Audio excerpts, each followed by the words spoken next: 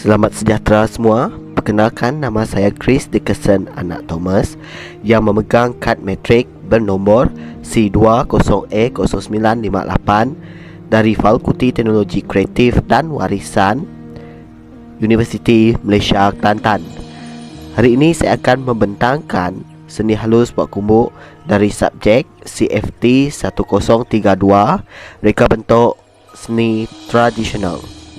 Dalam petang ini kita akan mula dengan sejarah dan asal-usul puak kumbuk, kepercayaan dan simbolik.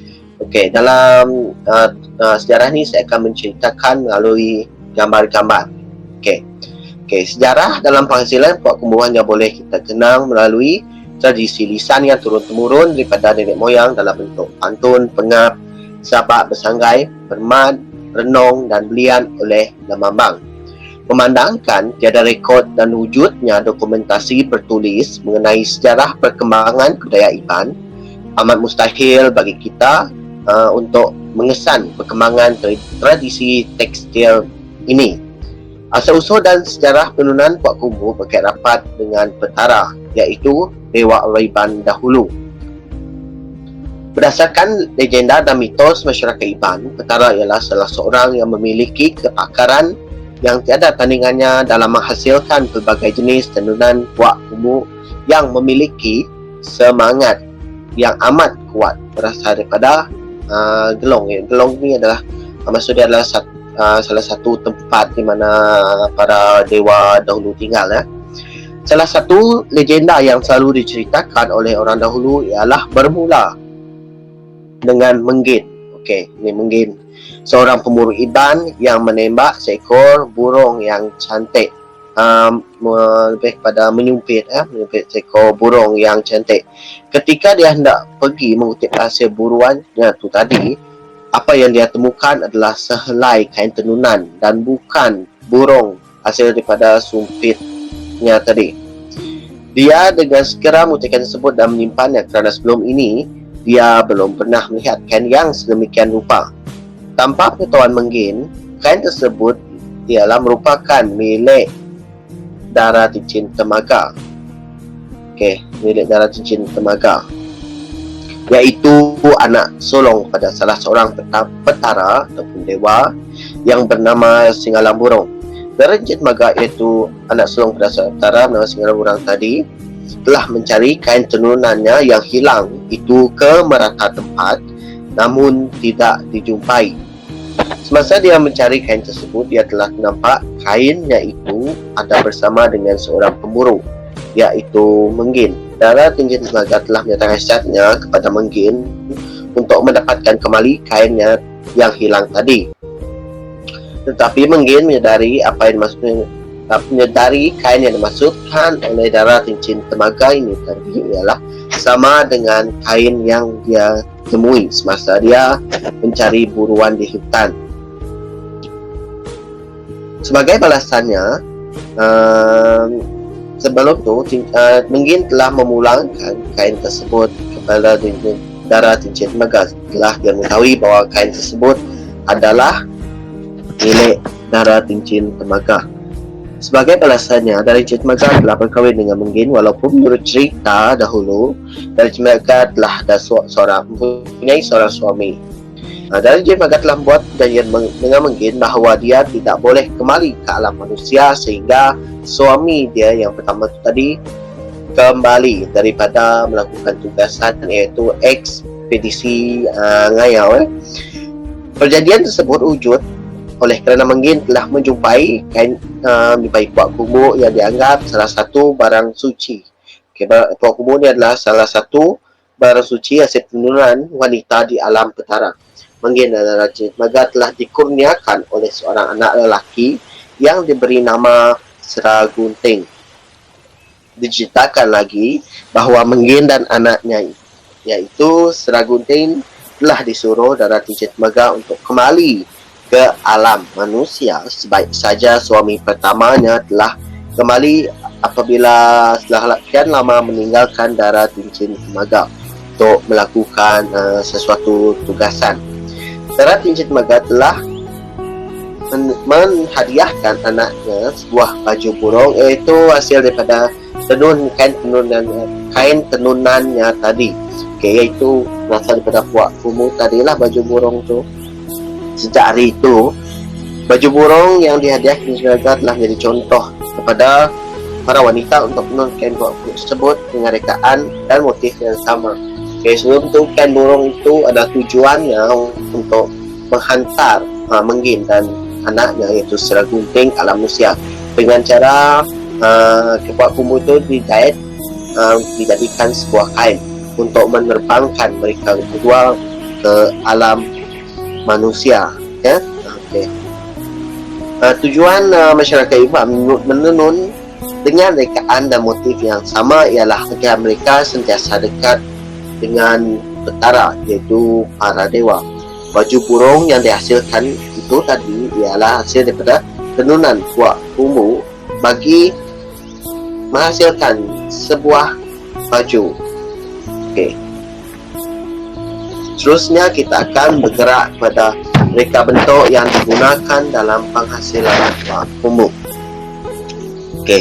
Penghasilan tenunan puak kumu boleh dilihat atau dibagikan kepada beberapa jenis melalui cara tenunan puak kumu tersebut dihasilkan. Beberapa cara penghasilan puak kumu tersebut iaitu kaedah tenunan dia adalah cara penghasilan dia adalah melalui kaedah tenunan. Pertama, warna kain puak kumu, jumlah utas benang, jenis motif atau penghasilan motif dan penggunaannya. Melalui kaedah-kaedah tersebut, maka terhasilnya puak kumu Iban yang dikenali puak kebat, puak sungkit dan puak pilih. Reka bentuk puak kumu ni boleh kita kenali melalui motif yang dihasilkan. Setiap motif yang dihasilkan mempunyai makna yang tersendiri, dan motif puak kumu yang dihasilkan melalui tenunan tersebut mempunyai urutan rohaninya ataupun kesuciannya. Menurut orang ini berdasarkan semangat dan kurungannya semangat yang berada dalam puak kumu tersebut. Motif puak kumu tersebut ini juga dihasilkan melalui ilham yang diperoleh dari mimpi. Selalu motif yang dihasilkan dalam mimpi ini adalah motif menenun puak kumu yang amat tinggi semangatnya dan tidak boleh ditenun oleh sembarangannya. Hanya oleh tentu saja yang diamanahkan daripada mimpi untuk menenun corak puak kumu tersebut. Kita akan melalui puak kebat, puak sungkit, puak kumu. Kalau menurut kajian ni saya telah mengkaji iaitu seni halus puak kumu, maka kita akan melihat puak kebat ya, kerana puak kumu adalah salah satu jenis puak yang terhasil melalui kaedah puak kebat. Melalui puak kebat ini kita akan lihat 3 motif ya, bagi kepada 3 motif, iaitu motif pengkerambak ataupun tersebut figura binatang pun fauna, dan motif flora. Pertama kita akan pergi kepada motif pengkerambak. Pengkerambak, motif pengkerambak ini menggunakan gambaran manusia, dewa dan hantu yang berbagai bentuk. Boleh kita lihat di dalam gambar sebelah ni. Motif ini lebih menunjukkan bentuk badan manusia seperti kepala, jari dan kaki. Gambaran bentuk tubuh manusia ini akan ditambah corak yang lain seperti sayap, sisik, gigi yang tajam dan ekor. Gambaran semangat dan kuasa yang luar biasa seperti kekuatan yang boleh menjelma dalam pelbagai bentuk. Ini adalah untuk motif pengkerambak lah. Gambaran ini, motif dia ini adalah yang paling tinggi, yang paling berada di urutan yang teratas kerana mempunyai semangat dan kuasa yang luar biasa. Puak kumu ini yang kerambak menggunakan gambaran manusia tadi.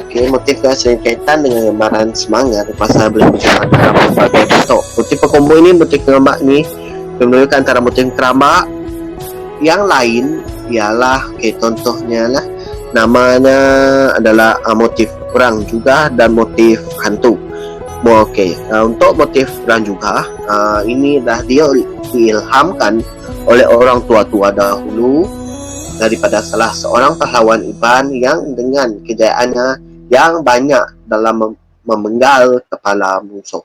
Manakala untuk motif hantu pula adalah digunakan bagi memberi gambaran kepada watak seseorang yang amat jahat dan seseorang mempunyai ilmu sihir untuk membuat sesuatu yang tidak baik ke atas orang lain. Okey, seterusnya kita akan beralih pada motif binatang. Okey.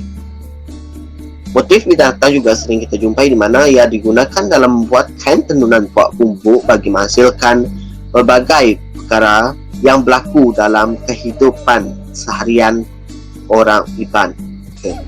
Binatang yang hendak dipilih sebagai motif puak kumbuk hendaklah berdasarkan keunikan dan gambaran masing-masing dalam mentafsir mimpi. Jika seorang penenun diamanahkan untuk menenun motif binatang ini, perkara yang sering digambarkan apabila motif binatang dikaitkan dengan kehidupan keseharian manusia ialah kesuburan, kekuasaan, kemasyhuran dan dewa-dewa, itu para dewa tadi.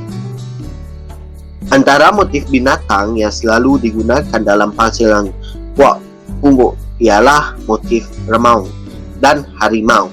Motif remau dan harimau membawa maksud kepada keberanian, kekuatan dan ketangkasan seseorang, dan motif remau dan harimau juga menggambarkan seseorang yang gagah dan berani, malah mampu melindungi orang lain dengan kemampuan yang dia miliki, di samping mempunyai sifat yang lemah lembut, tutur kata, pemurah dan baik hati.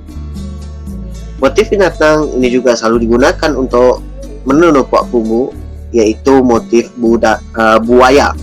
Motif buaya dan motif pengkarong ini digambarkan amat berkait rapat dengan mitos dan legenda yang sering menjadi alat perantaraan antara manusia dengan perkara di alam gaib.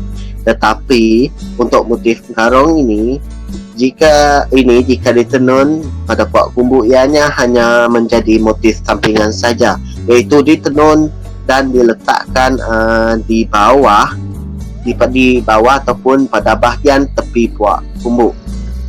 Selain daripada motif tersebut, motif untuk burung juga merupakan salah satu motif sering menjadi pilihan seorang penenun, karena dikatakan maksud yang tersirat yang ada pada motif tersebut ialah membawa maksud kejayaan seseorang dalam melakukan aktiviti penggembaraan ataupun maksud lainnya dalam bahasa Iban ialah dalam kurungan berjalan. Dalam motif ini juga membawa maksud kejayaan yang kita perolehi hasil pertanian yang banyak setiap tahun. Motif binatang yang lain juga turut menjadi pilihan penenun ialah Haji Fulan dan Junggar. Untuk kedua binatang ini, motif ini membawa maksud mengelakkan suatu perkara yang tidak baik atau yang tidak kita ingini berlaku menimpa seseorang. Motif ini jika ditenun selalunya akan menggunakan gambaran tanduk dan kulit hewan tersebut, dan selalunya akan menjadi motif sampingan yang akan diletakkan pada bahagian tepi kain. Okey, ini adalah huraian bagi untuk motif binatang, dan seterusnya kita akan beralih pada motif flora. Okey, untuk reka bentuk motif puak kumbuk ini juga turut menggunakan corak flora ataupun sehingga kenali iaitu tumbuhan. Motif tumbuhan ini terdiri daripada pelbagai jenis flora yang menurut kepercayaan dan pendapat Iban yang dipilih melalui warna, bentuk, bau dan sifat tumbuhan itu sendiri. Motif tumbuhan ini selalunya digunakan sebagai penghias dan mempercantikkan lagi tenunan puak kumbuk. Okey, ini kita boleh lihat gambar sebelah sini, iaitu motif flora. Ini konotasi ini adalah pucuk rebung yang ditenun pada bahagian tepi sebagai penghias kepada kain puak kumbu. Okey. Motif tumbuhan yang ada pada tenunan juga diinspirasikan daripada motif tumbuhan yang ada pada anyaman tikar. Okey, ada selalunya juga untuk anyaman tikar juga dia ada mempunyai motif, tapi untuk tikar dia beza dengan puak kumbu kerana selalunya motif yang ada pada tikar adalah menggunakan motif keseluruhannya. Kalau seluruhannya dia menggunakan motif untuk motif flora ya, untuk anyaman tikar. Okey. Hal ini demikian kerana motif anyaman tikar mempunyai motifnya yang tersendiri, seperti bentuk nama dia adalah corak buah anyam. Motif buah anyam yang ada pada anyaman tikar diambil daripada jenis tumbuhan yang menjalar, iaitu ubi keledek. Ubi keledek. Setiap motif tumbuhan yang ditenun sebagai corak puak kumbu membawa maksud semua arti yang sama. Antaranya ialah motif tumbuhan memberi maksud keindahan, kecantikan, kebahagiaan dan ketenangan. Selain daripada motif tumbuhan, motif yang sering juga digunakan dalam puak kumbu ialah untuk tambahan ya, tapi ini tidak selalunya digunakan, iaitu kita boleh ialah berbentuk motifnya bentuk objek atau barangan. Ini adalah motif bentuk objek atau barangan ini adalah hanya sekadar tambahan kerana tidak popular dalam proses pembuatan motif bagi tenunan puak kumbu ya. Jadi saya akan tunjukkan antara objek dan barang yang sering digunakan untuk pembuatan tenunan puak kumbu ialah untuk motif barangan atau objek ialah selalunya digunakan alat peperangan seperti tombak, motif tombak, parang, perisai dan pedang. Untuk motif objek terutamanya peralatan peperangan ini selalunya akan membawa maksud keberanian dan kegagahan. Okey. Seterusnya kita akan beralih kepada fungsi dan penggunaan puak kumbu. Okey. Yang pertama kita akan lihat fungsi dia adalah perantaraan dengan petara. Okey, perantaraan dengan petara. Kain tenunan puak kumbu amat memainkan peranan yang amat penting dalam masyarakat Iban kerana kain tenunan puak kumbu adalah salah satu cara atau penghubung yang digunakan untuk berkomunikasi dengan petara. Petara ini adalah dalam kurungan dewa, para dewa ya. Bagi masyarakat Iban, mereka perlu melakukan pelbagai ritual yang bersesuaian dengan upacara yang hendak dilakukan bagi mendapatkan restu dan hubungan yang harmoni baik di antara petara dengan mereka yang melakukan upacara tersebut. Masyarakat Iban percaya bahawa setiap makhluk yang ada di dunia ini dikurniakan oleh kuasa yang luar biasa oleh petara. Oleh sebab itu, sebelum wanita mula membentuk corak dan motif kain tenunan puak kumbu, mereka perlu mengadakan sesuatu ritual, iaitu ritual miring, bagi mendapatkan izin daripada petara. Interaksi antara petara dengan seseorang yang melakukan ritual tersebut akan menggunakan kain tenunan puak kumbu sebagai pengenalan diri mereka kepada petara. Okay. Sekiranya mereka mendapat amaran daripada petara yang biasanya disampaikan oleh hewan, tumbuhan atau burung, mereka perlu berhati-hati dalam melakukan semua perkara yang tertentu dan juga dalam setiap langkah agar tidak ditimpa malapetaka. Oleh itu, masyarakat akan mengadakan ritual miring untuk mententeramkan keadaan. Untuk mencapai tujuan ini, orang Iban akan menggunakan kain tenunan puak kumbu untuk memberikan pengenalan diri mereka kepada petara. Kain tenunan yang digunakan dalam ritual tersebut akan digunakan oleh petara untuk memberi restu kepada Iban. Okey, kita akan beralih kepada fungsi yang seterusnya ialah digunakan dalam ritual atau acara penting ya. Puak kumbu ini dia dianggap sebagai anugerah petara atau dewa kepada masyarakat Iban. Tambahan lagi, motif dan corak yang direka bentuk pada puak kumbu adalah berasaskan suruhan atau paduan yang diberikan oleh petara melalui mimpi atau pengaruh. Pengaruh ini adalah salah satu barang sakti, ya, boleh katakan barang sakti yang diberikan kepada petara adalah untuk masyarakat Iban. Penggunaan Pakumu dalam ritual keagamaan adalah sangat penting.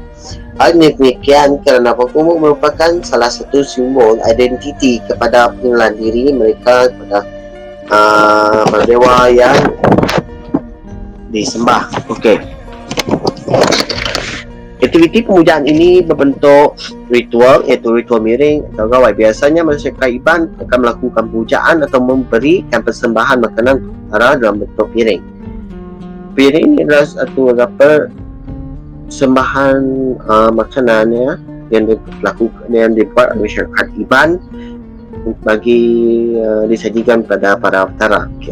Dalam ritual tersebut, orang Iban akan menggunakan buah kumu yang berfungsi sebagai simbol atau lambang bagi menandakan mereka telah melakukan persembahan atau pemujaan. Melalui ritual ini, mereka berharap agar petara dapat menerima dan menunaikan hajat yang mereka inginkan. Kain buah kumu juga digunakan dalam upacara perkahwinan masyarakat Iban.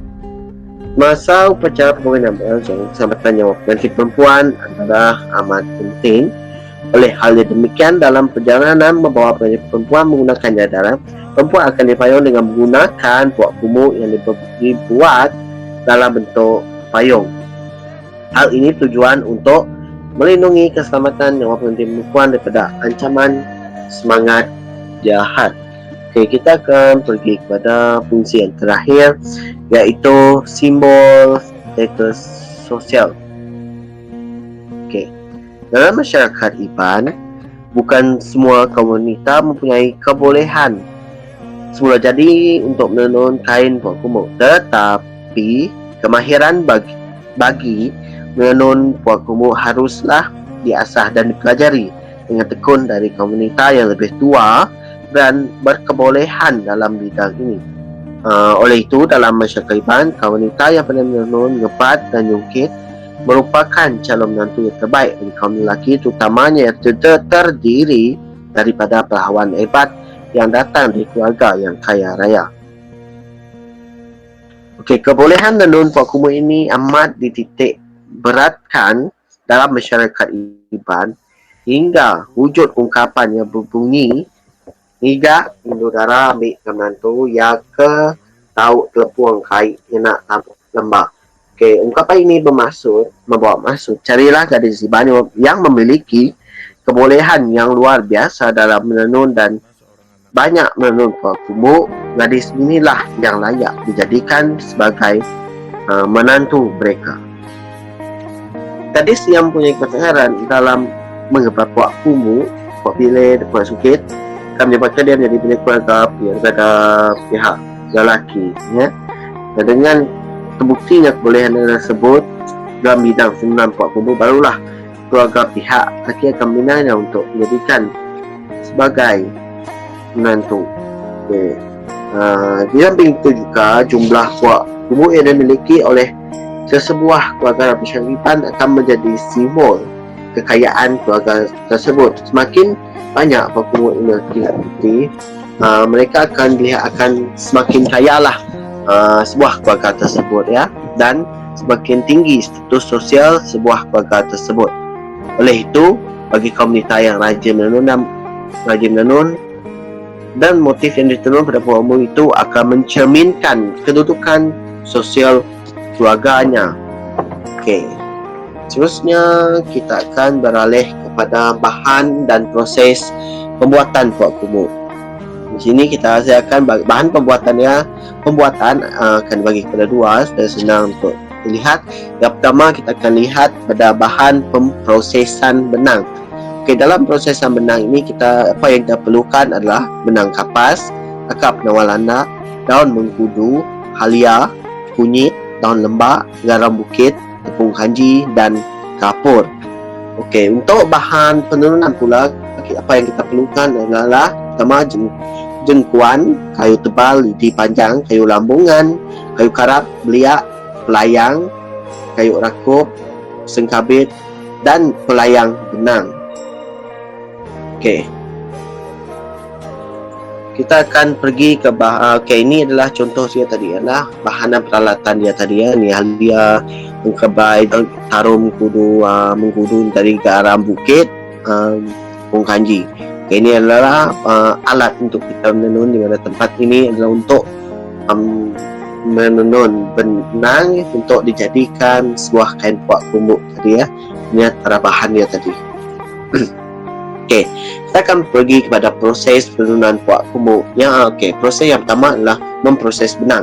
Benang kapas putih yang telah dipilih akan direndam semalaman di dalam air yang bersih. Kemudian masukkan tepung kanji dan garam bukit ke dalam air tersebut supaya benang yang akan digunakan dalam menenun puak kumbuk ini tidak berbulu, tidak mudah putus dan tahan lama. Okey, proses kedua adalah menggulung benang. Benang kapas putih yang telah direndam semalaman menggunakan air bersih, tepung kanji dan garam bukit yang telah dikeringkan akan dimasukkan ke dalam pelayang benang untuk digulung dalam bentuk berbola. Okey, yang ketiga adalah menggirit. Alat tenunan iaitu tumpuh akan digunakan dalam proses ini. Proses menggirit dilakukan dengan membawa mangkuk atau timpak. Okey, timpak ni maksudnya adalah sejenis bakul yang berisi benang dari kiri alat tenunan dan dibawa dari bawah ke atas dan diselitkan anak-anak kayu di antaranya untuk memudahkan kerja-kerja mengarap. Okey, ini adalah anak-anak kayu jika dilihat di dalam gambar ini proses menggirit benang tu tadi. Okey, yang keempat adalah proses mengarap. Kayu lamungan digunakan untuk memasukkan benang yang terselit antara kayu-kayu kecil dan dikaitkan menggunakan jari. Benang ini tadi kemudiannya akan diikat pada kayu kecil yang disusunkan antara kayu lemungan dan beliak. Okey, kita akan pergi pada yang kelima adalah proses menegi. Proses menegi dilakukan supaya memudahkan lagi kerja proses mengikat. Benang yang telah dikarap akan ditegi kepada dua bahagian, iaitu bahagian atas dan bahagian bawah. Setelah siap ditegi dan dijahit pada bahagian atas dan bawah, benang akan ditegangkan dan diselitkan dua batang kayu di atas tangga benang. Okey, untuk proses keenam adalah proses mengikat motif. Okey, ini adalah untuk mengikat motif yang pertama. Dilihat di dalam gambar sebelah sini. Jaluran benang tadi akan diikat berpandukan corak yang dikehendaki dengan tali.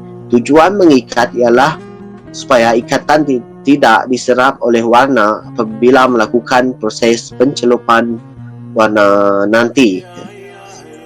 Okay. Yang tujuan adalah pencelupan warna. Ini adalah proses pertama bagi pencelupan warna. Dilihat dalam gambar ni, benang yang telah diikat dikeluarkan dari tangga benang, direndam dan dibilas dengan air. Kemudian benang tadi dicelup ke dalam bahan pewarna sudah jadi mengikut warna yang dikehendaki. Selalunya warna merah dan coklat menjadi pilihan proses berwarna pertama benang ini. Okey, 8 adalah proses mengikat motif. Ini adalah proses kedua bagi mengikat motif ya.